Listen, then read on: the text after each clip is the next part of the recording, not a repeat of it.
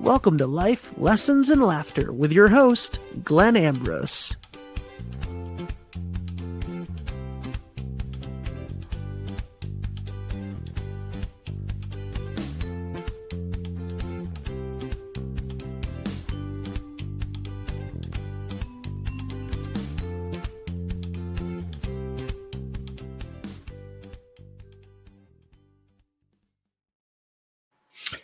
Hello, everybody. Welcome to this show. So, as I do, I was sitting around thinking, and I'm not sure exactly what spawned it, but I was thinking, and I was thinking, I wonder what the number one spiritual term out there is. And my first thought is, well, it's probably manifestation. I mean, you hear manifest all the time. There's got to be more courses and teachers on manifesting than anything else. I mean, it's huge. So that was my first inclination.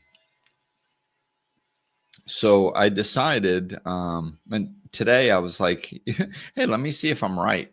So I searched on AI, and I literally searched what's the most common spiritual term searched.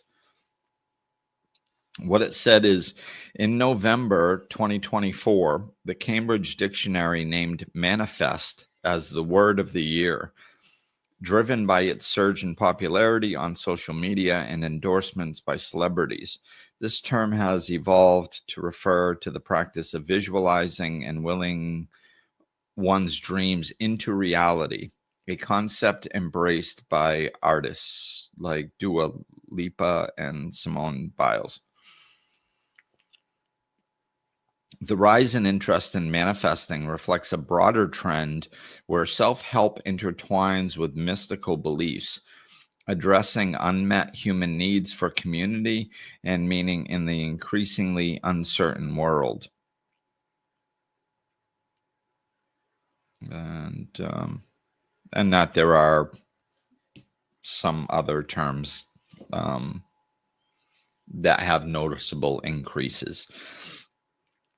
Just so I'll share them with you. Some of the other words that have had noticeable increases are meditation, mindfulness, and chakra. There's some consistent interest there. So the reason that I wanted to do this podcast is because, I like getting to the core of stuff. I like going deeper. So most often, we as a people,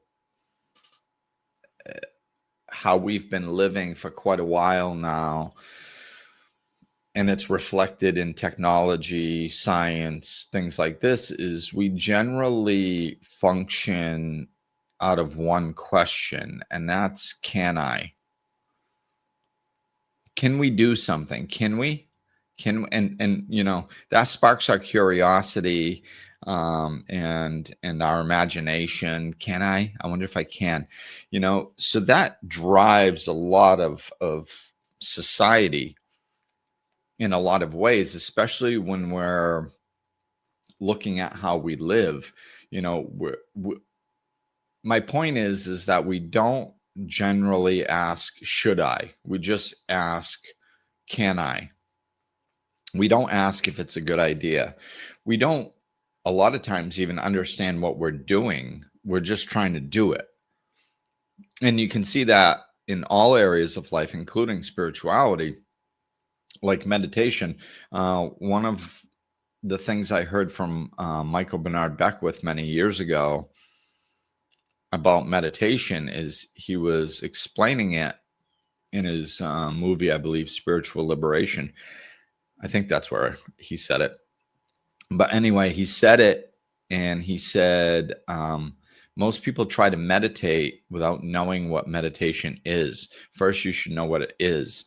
And he described it as an indistractable attention to what is. That's what meditation is. So once you know what it is, then you can try to do it, right? And I see, there's a lot of truth in that, because a lot of people have problems meditating, and the first comment is always the same.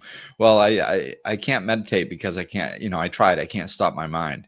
It's like, yeah, nobody can stop their mind. That's why you need to keep working on meditation. Like, so a lot of things, if especially in the spiritual genre, I'll say, people try things a few times, and if it's not easy, then they just go, oh, I can't do that. Which, we don't do that in any other area of life. I mean, we do when we get older, which is unfortunate. But when, do you think we stopped trying to walk because it was difficult when we were little, or talk, or play a sport, or an instrument, or sing, or create art? No, there's a learning process. But I digress. So I wanted to talk about manifesting because it's the number one spiritual term. Why? Why is it the number one spiritual term? Well, and this is what kind of came to my mind when I was contemplating this. It's because everybody wants what they want. That's what manifesting is. It's getting what you want, thinking you want something, and then bringing it into your life, right? That's manifesting. And it's the number one spiritual term. Now, just to, be clear on the foundation of this, I think that there's wonderful aspects of this, because, I saw lots of maybe watered down aspects of spirituality, or people coming into spirituality through all kinds of different doorways, but not really living it, really not making it part of their life. Whereas when I woke up, I blew open. So it was automatically, instantly, the main foundation of every aspect of my life in every way. So when I saw people dabbling with it, but not really going too deeply, not really understanding it, at first there was a little concern, and going like, oh my goodness, like they're missing the boat. Like this could give them so much more. But when I stepped back and I looked at that, I realized that it's doorways. We're in a gigantic global spiritual shift as a species, because we need it.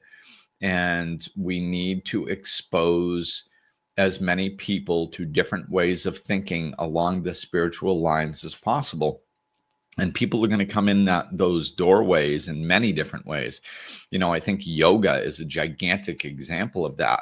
And I'm talking about specifically I don't like using the word Americanized, because it's not just America. It's other countries as well. But the watered down exercise class version of yoga. If you look into yoga, it's a deep spiritual practice. That means 1 billion times more than that, But yoga, the exercise class, has gotten so popular that for many, many, many people, probably tens of millions, maybe even hundreds of millions of people, it's the first time they experience peace. Like at the end of yoga class, you have shavasana, and you just become still in an environment with other people being still. And this is basically a form of meditation where you're just still and decompressed, especially after a workout where you're physically depleted, which helps you relax even more. So, now a lot of people run around going namaste and oh my chakra and think that they're spiritual, but yeah, it's a doorway. At least they're exposed to it. When they're ready, they will lean in deeper. When the suffering gets enough, they will lean in deeper and, use other aspects of spirituality and, lean into this more and make it a bigger part of their life, therefore their life enhancing.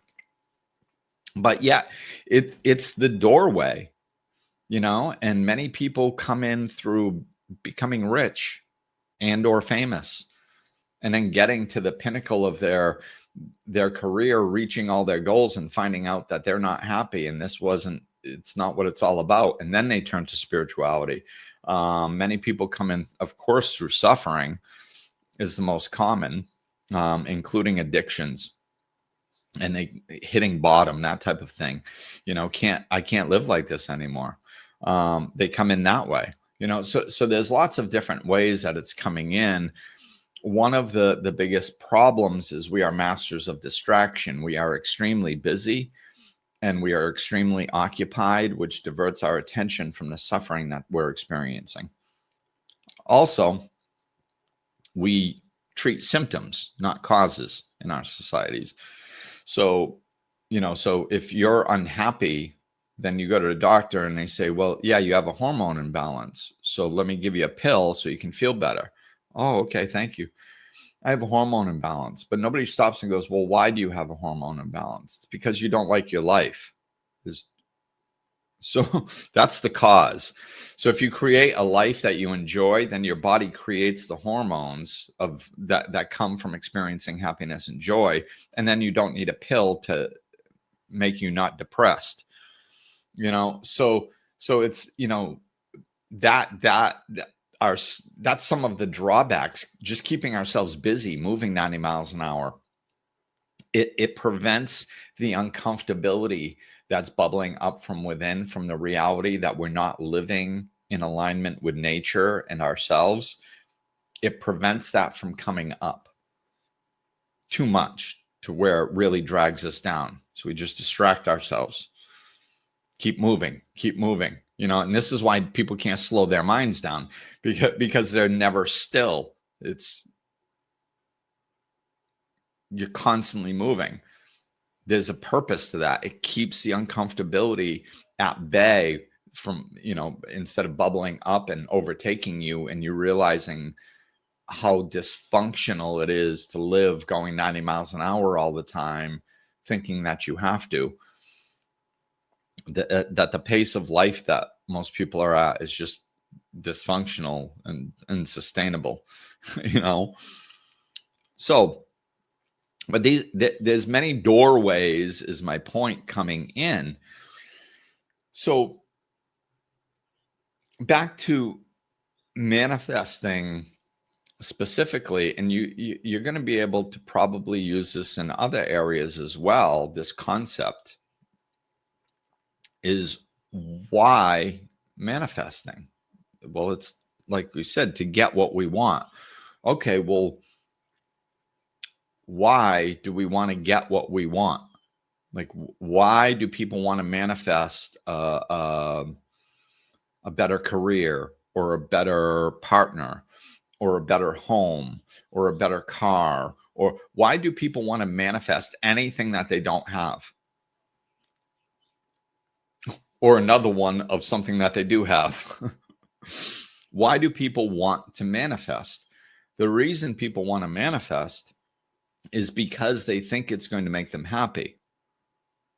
It's the whole point. It's the kind of the point of why people do anything. It's to make themselves happy. Right? We don't do things to make ourselves miserable. So what's the point? Well, we think that new car or that new house or the new partner is going to bring us happiness. It's going to make us happy. We're going to feel better inside if we have that. That's why we try manifesting. And this is, to me, why it's a doorway. It's not the end all be all. So This is why I'm not real big on manifesting for the sake of manifesting, because to me, it feels like we're just cutting ourselves so short. Like, if you want happiness, why not focus on happiness? Why focus on a car to make you happy, or a home to make you happy, or another person to make you happy? We're focusing, like, happiness comes from within. It doesn't come from external sources. And if, a lot of people that talk about manifesting, if you ask them, does money buy happiness? They go, no, of course not. Of course money doesn't buy happiness. Okay, well then why are you trying to manifest money? Well, because it'd make my life easier. Right? Why do you want your life to be easier? Well, because then I could relax. Right? And then how are you going to feel once your life is easier and you can relax? Well, I'll feel happy. Oh, but I thought you said that money couldn't buy happiness. Well, it can't. Then why are you trying to manifest money or a material thing? Do material things make us happy? No, happiness comes from within. Okay, then why are you trying to why is it the number one spiritual term on the planet? This is what I'm trying to shed some light on here. Okay, there's another way to go about this. And I've always been along these mindsets, and I've come across different teachers over the years that have shared my outlook, even a couple manifesting teachers. It's pretty rare, but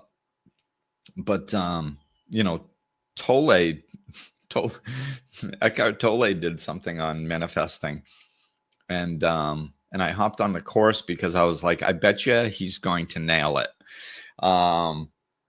And I was interested in the words he was going to use, and sure enough, right in the beginning, he dove right in to what I believe to be true. And he said, I don't remember his words. This was years ago. But basically, he said, if you want to manifest, what you need to do is connect to source first. Right? So this is why, like, if you've noticed, if you've looked into any manifesting courses or you've tried to do it yourself, it's very sporadic. Like, every once in a while, somebody will manifest something. Sometimes there's a little bit of consistency to it, but as a general rule, people aren't walking around just, the way it's portrayed. And it started with The Secret many years ago. And a lot of the teachings haven't gotten much better since then. But some of them have. But they teach that it's just this formula. You put energy towards something and then you get it. So why isn't, if it's the number one searched term, number one spiritual term searched, why isn't everybody rich by now? I mean, we've been doing this for 20 years. Like, it's a very simple process from what they say. So why isn't everyone manifesting consistently whatever they want? Right? Why? It's because it's not really how it works. Like, the biggest piece is being in alignment with what creates, what actually manifests. We don't manifest anything. We don't have the power to manifest things. We don't create planets. We don't create anything, really. We are just points of consciousness. Things create through us. The power flows through us into this realm, and that's how we create. But it's not us actually doing the creating. It's kind of like we are flashlights with no batteries in it. Like we are the housing in which the light flows through. We can turn the head of the flashlight and direct what we want our manifestations to be in a particular area and where we'd like to put our energy and things like that. But we don't have the energy. We're just conduits. Source is energy. The source of all. It's like we're a ray of the sun on a blade of grass thinking that we're warming it up.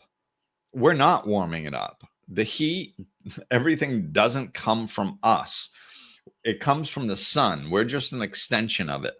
So we are an extension of source. It comes through us, but we are not the source of our manifesting. It's not our energy that manifests anything. So being in alignment with your source that does create, that's where the consistency comes from. That's where the true power comes from. And, totally touched on this also in his course, but this is what I teach as well. It's if you focus on connecting to source, if that's your focus and you really connect to source, that's going to be your foundation for everything. It's going to be your foundation for how you live your life. It's going to be your foundation of the peace and the happiness that you experience within you on a daily basis. It's going to be your foundation of how you interact with life and deal with problems. It's going to be your foundation for everything. And it's also going to be a foundation for manifesting. Now, if you're not trying to manifest stuff that you want to make you happy outside of yourself because you're focusing on source, and that is really what is the source of your peace and your happiness, and it comes from within. So you're connected to source, you're experiencing peace and you're experiencing happiness. And then all of a sudden you start feeling creative and you say, I would like to manifest something. I would like to manifest something as an expression of this happiness, as a way to share my happiness with the world, not as a way for me to get what I want. One, that aligns you with source so much better. Two, you realize that, like, if you made a list before you spent your time connecting to source and you made a list of all the things you wanted to manifest, all the things you wanted to bring into your life, right? And then you took some time just to connect to source, feel that peace and that love inside of you, and learn to live like that for a little bit. Then all of a sudden you bring that list back and you go, oh, I wanted a luxury car. Why?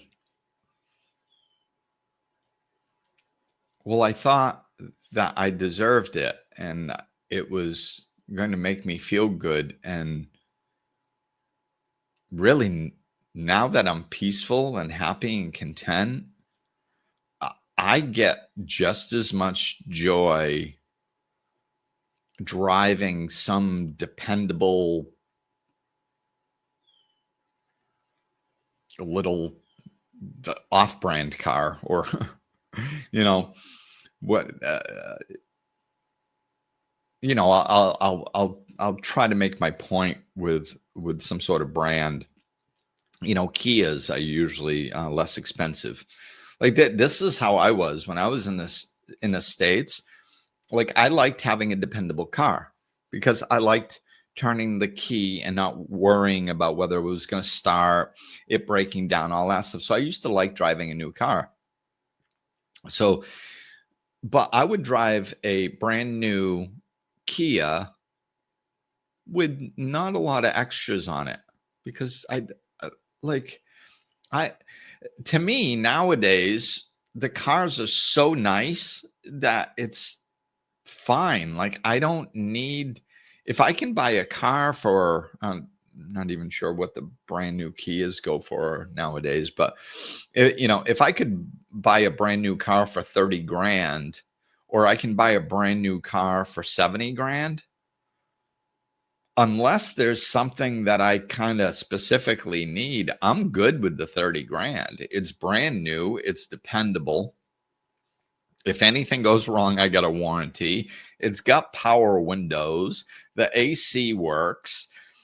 Like, to me, they're so comfortable nowadays. Like, I don't need to spend 2.5 times the amount of money to get the luxury, because I'm just not going to get that much enjoyment out of it. I'm not going to get 2.5 times the enjoyment out of it. So why spend the money? I can use that money for other things. And I don't look at it as a status symbol. I don't think anybody that drives a luxury car is more successful than I am or better than I am in any way. So why? Why bother? Right. And my point is when you're happy and you're comfortable, this is the way you think. And when you're not happy in your life, you will tell yourself that you're not thinking this. You will rationalize your thinking just to talk yourself into getting what you think you want, because it's on an unconscious level. When we are not happy inside, well, no matter what is deepest is controlling our thoughts and our behaviors. So if we're unhappy, there's nothing really deeper than that. We're unhappy and we're doing whatever it takes to find happiness. And if having a nice car or a bigger house we think is going to do that, we will rationalize why we need it and talk ourselves into it. If we're grounded, peaceful, and happy, and I think this is an important point. Hopefully it'll clarify my point. If you are peaceful and contented and happy, there are, and I'm going to stick with the car example in this because I think it's a better way to make the point. If you're going to derive this enormous sense of peace and contentment by having the luxury car, by having the car that costs $70,000 or $150,000 or whatever the heck it is, if for some reason, like, those are on the planet for a reason. So, like, hey, maybe, most likely, there are some people that car, for lack of a better term, it's kind of worth the money. They're going to derive a tremendous amount of joy out of that car for some reason. Why? I don't know, because it's not my thing, right? That's not who I am, or at least not how I think at this particular moment. Who knows what the future holds? But that doesn't, I understand that I don't think the same way as everybody. So there's bound to be some people on this planet that somehow that car is going to be really enjoyable for them. Maybe they've dreamed about it since they were a kid. They just, who knows, right? But for somebody, that car is going to be worth the money. So that's cool, man. Go get the car. But my point is if you connect to source first, probably 90% of the things that you think that you need to manifest to become happy, you're going to realize you don't need them to be happy. You realize that they're not going to bring happiness. You don't need them. They're not important. And you're not even going to bother trying to manifest them because you don't even want them anymore. They were just there to make you feel better. You thought you would feel better, but you already feel happy now. So why do you need all those things? You don't. Then what do? Whatever means something to you. One person still goes and gets the car. One person still goes and gets the bigger house because it suits their family more or something. Whatever. It's not about a car or a house. It's about once you connect to source, you're going to find that you don't need all those things. You don't have to manifest those things to be happy. And they weren't the source of happiness to begin with. And then what you can do now, all of a sudden now you're sitting here, you're ready to manifest. You have this creative urge to manifest. You have all this, let's just say I'm kind of going out in a hypothetical example. You have all this money that you've just come into and you manifested, but you're not buying all these toys with it. So now you're like, you go deeper as to what is going to really fulfill your soul, and now all of a sudden the things like giving back start coming in. You start using your manifesting abilities to help other people, because that actually is an expression of the happiness and the love that you have flowing inside of you. Maybe you buy a big piece of land and you start creating a intentional community on it. Maybe you start some philanthropy projects to help other people in your community or other communities around and help lift people up to a higher quality of life. All of a sudden these types of things start happening. Do you see how those would be so much more fulfilling if we did those? But a lot of people are manifesting for the wrong reasons. They're manifesting about themselves, about what they think is going to make them happy. Happiness comes from within. Connect to your source, develop a relationship with your source. And this doesn't have to take 10 years. Depending on where you are. Heck, it happened to me through recovery and the steps in like 3 months. And I was completely different. Some people, a lot of times it might take longer than that, but you never know. It's just about alignment. It's not about time. It's about you opening up to your source, opening up your heart, surrendering. It's not about the efforting. It's not about clearing, 40 years of trauma. You might have to clear some pieces of it, but it's not, one of the reasons why I'm talking about this is because the way, and I'm going to kind of lean into new age spirituality here because I think it's the best example, although many religions do this, is we're putting off our happiness by thinking we need to learn something else. Like we've been conditioned through school and society that once we learn something intellectually, we've got it, and that's it. So what people are doing is they're learning intellectually. Plus, we're in an information age, so there's so much information out there. So people are learning things. They're just learning things, and then they don't feel this peace, love, happiness inside. So they go learn something else, and then they get another certification, and then they take another course. And as they're taking these actions to better themselves, they get a positive feedback. It's like, oh, I'm doing something to better myself. And then they're like, oh, do I feel fulfilled and happy? No. Oh, I must need something else. So then they do something else. And it's not about that. Like, it's deeper than intellectual understanding. It's conceptual. It's physically implementing this way of life into your daily life and living from it. That's why you're not happy. It's not that you're missing some magic informational piece. You're not missing anything. You're whole, you're complete as you are. You just got to go inside and find it. I remember Michael Singer's first interview on Oprah, and he was talking about it, and Oprah said, I did some research on you, and I found that, you've been all around the world and studied with some of the most amazing gurus and all this stuff all around the world, these spiritual teachers. And wow, very impressive, amazing. What do you tell the rest of us that maybe can't do that? They can't go off and study with all these gurus. And he said, yes. He says, yes, you're right. I have done a lot of that stuff. And he said, I am very happy and proud to come here today and to tell you that all of that stuff that I did, you don't need to do any of it. None of it. All you have to do is go within. Everything that you are seeking is within.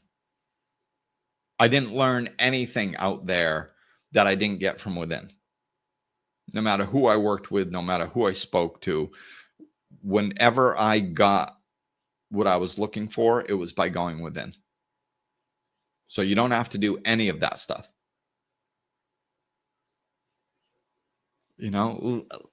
Listen to these people. Manifesting is a party trick.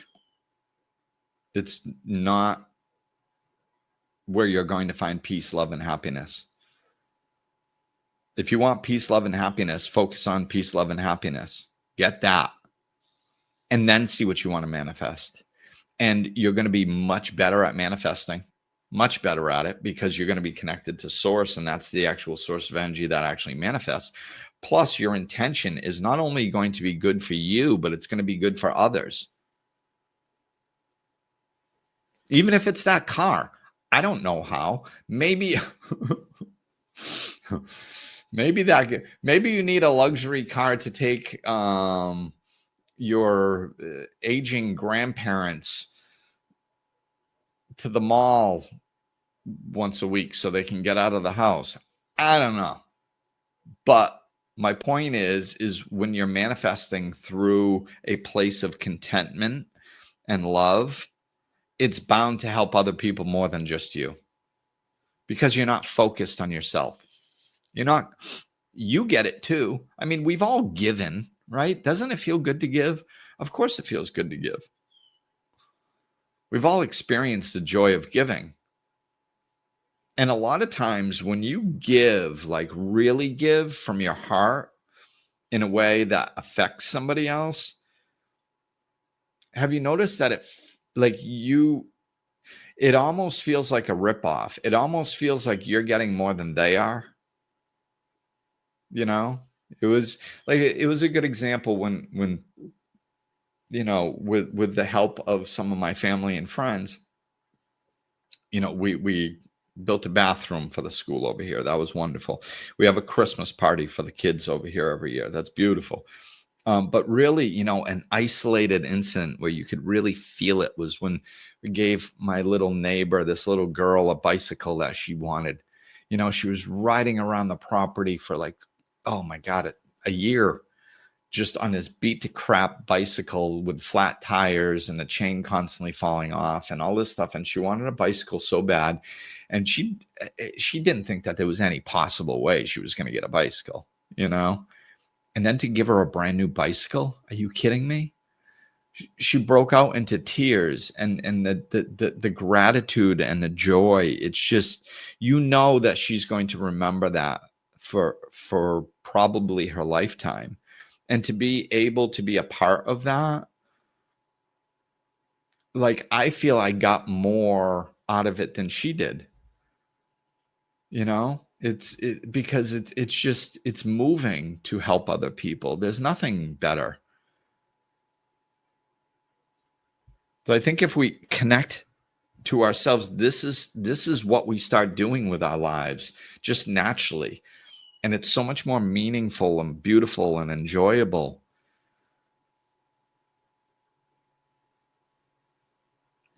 So I mean, if you're thinking about manifesting, quite honestly, my recommendation is to stop, because you're not going to do it very well, most likely, because you're going about it the wrong way. You're probably manifesting things because you think that they're going to make you happy. And then even if you successfully manifest these things, it's not going to bring happiness, because happiness doesn't come from external things. And then at some point, and this is true with all the doorways we come in, they're simply doorways into the game. They're doorways into the stadium, and it's, of course, there's shiny things on the door to attract your attention, to get you to come in, through yoga exercise, or through manifesting, or through becoming successful, or through suffering, whatever you're in, and so many other doorways that bring people into what's transpiring in the world, all the chaos. Whatever brings you in the door, cool. Whatever expands your mind to start looking into this area of spirituality, of peace, of love, cool. But at some point, you got to ask yourself why. Like, why did you come in whatever door you came in? What do you really, really want? And we all want the same things. We all want peace. We all want love. We all want happiness.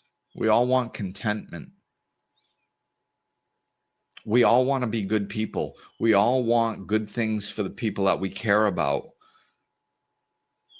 And that is all derivative of where you are inside.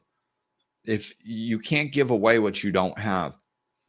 If you want to be a good parent, work on yourself, and you'll be a good parent through that.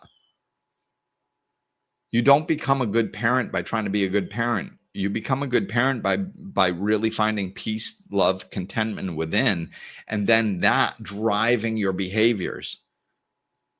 Like I said, whatever is deepest is going to drive your behavior. This is why we can't parent from guilt. Like, if you're trying to parent from guilt, or you're trying to parent from some surfacey, what does being a good parent look like? It's not going to work. You have to have what you're trying to give. And it's not perfect. I mean, we don't have to be perfect at it.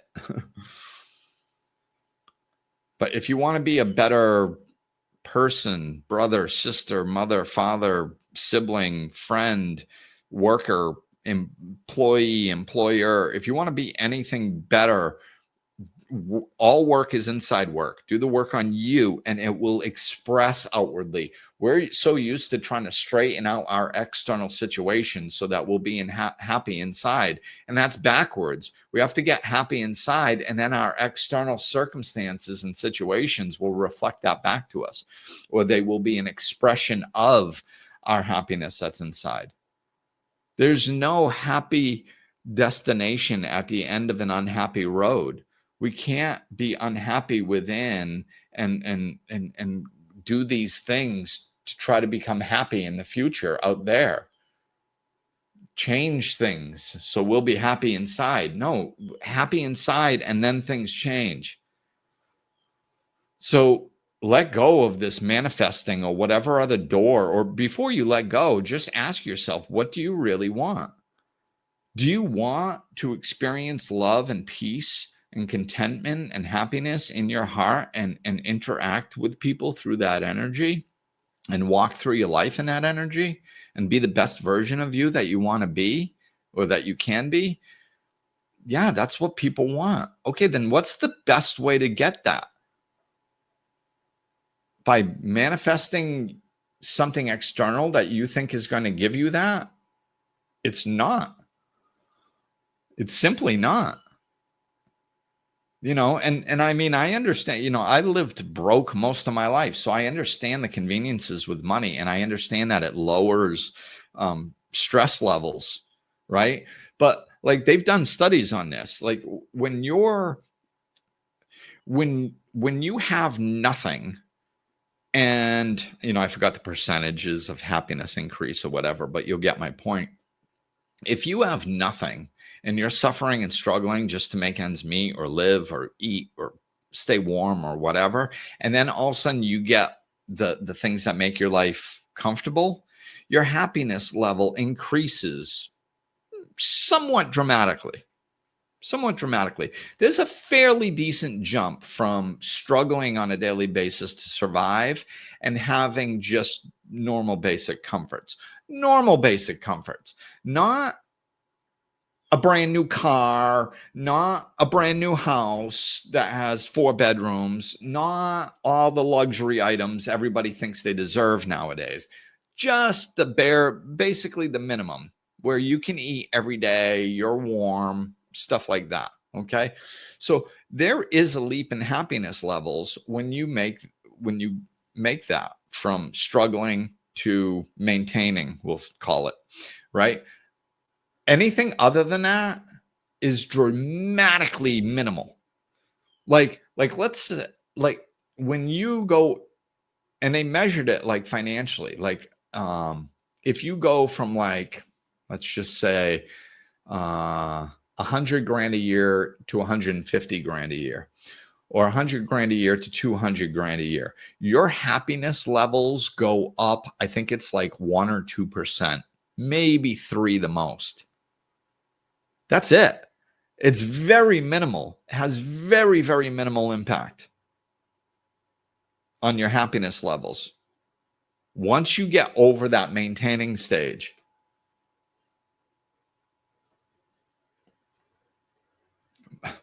most people in the developed, I live in the Dominican Republic, man. Like most people in the United States have 10 times more than they need.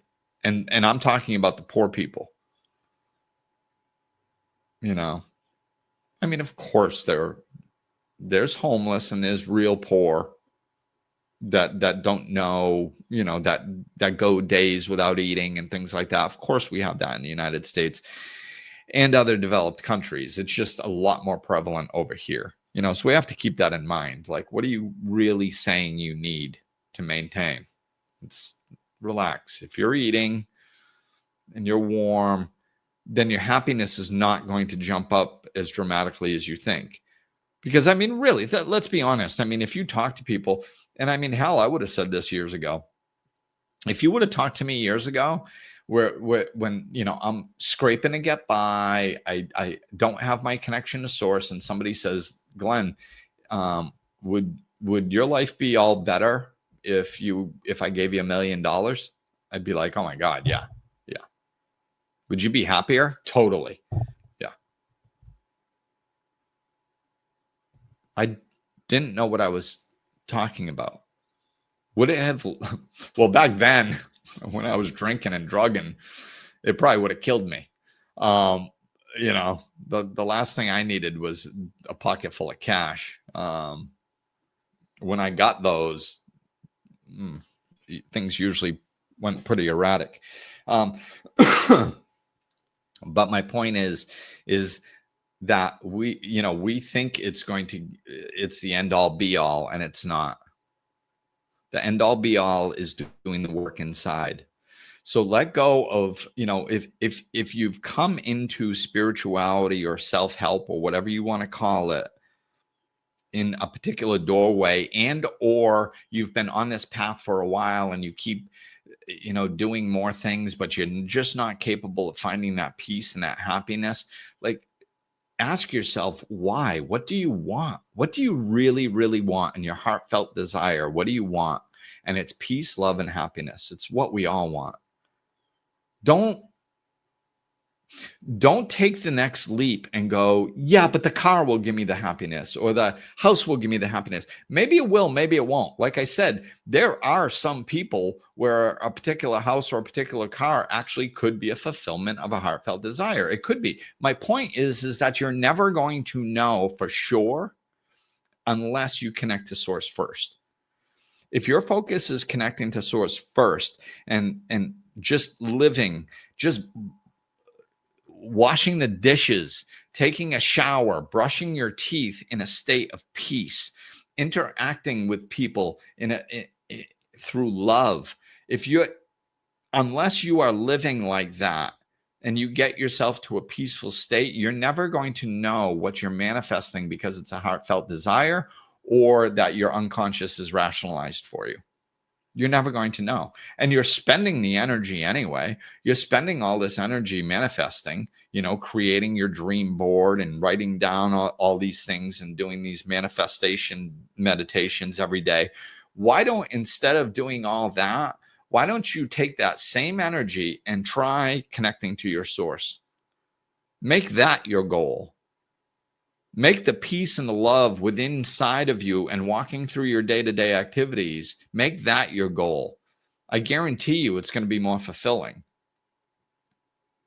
And then once you're doing that, maybe you'll want to manifest, maybe you won't. If you do, you're going to be much better at it.